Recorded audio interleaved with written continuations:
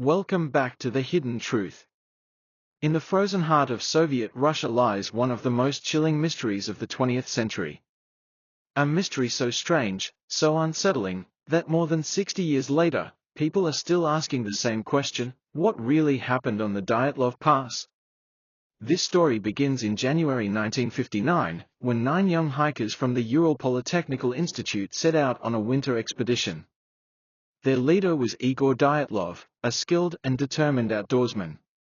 Alongside him were fellow students and graduates, strong, intelligent, and experienced in surviving the harsh Russian wilderness.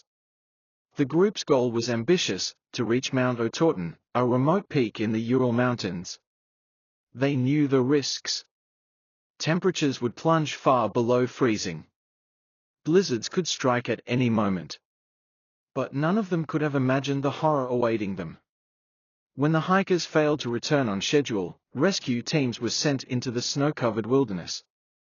What they discovered has baffled investigators, scientists, and conspiracy theorists for decades.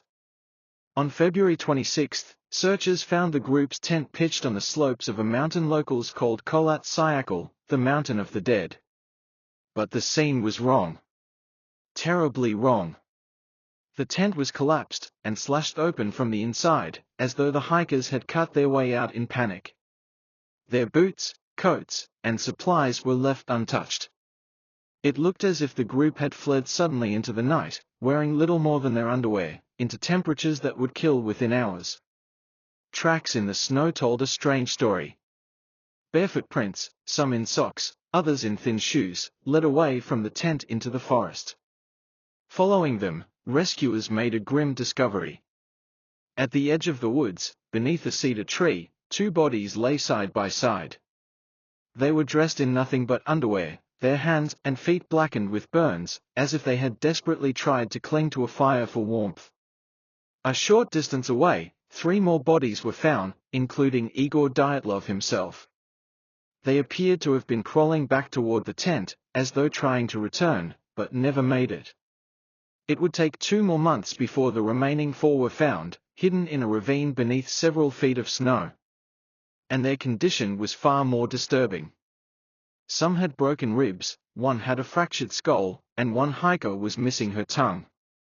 The injuries were brutal, but strangely, there were no external wounds to match the internal trauma. It was as if they had been crushed by some enormous pressure, or struck by a force no one could explain. The official investigation ended with a chillingly vague conclusion: the hikers had died from an unknown compelling force. But what could that force have been? Over the decades, countless theories have been proposed. Some say it was an avalanche, forcing the hikers to flee in panic. Yet the slope where they camped showed no clear signs of one.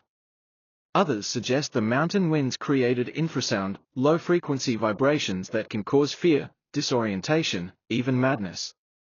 Could sound itself have driven them into the night? Then there are darker possibilities. Some believe the hikers stumbled upon secret Soviet military experiments, parachute mines or radiation tests, explaining why some of the bodies carried traces of radioactive material. Others whisper of extraterrestrial encounters, pointing to reports of strange orange lights in the sky the same night the hikers perished. Each theory seems to solve one piece of the puzzle, but none can explain it all. Why were their injuries so unusual? Why did trained, experienced hikers slash their tent from the inside? And why would they run half-dressed into a deadly blizzard? The truth of the Dyatlov Pass incident may never be fully known. The mountain keeps its secrets buried beneath snow and silence. What we are left with is a haunting mystery, one that continues to inspire speculation, books, films, and endless debate. 9 young hikers walked into the shadows of Kholat Syakhl, but none of them ever came back. And even today, their final moments remain shrouded in mystery. So I'll leave you with this question: do you believe the hikers were victims of nature's fury, a military cover-up, or something far more unexplainable? Because somewhere in the icy winds of the Ural Mountains, the answer is still waiting. Do well to subscribe for more mystery like this.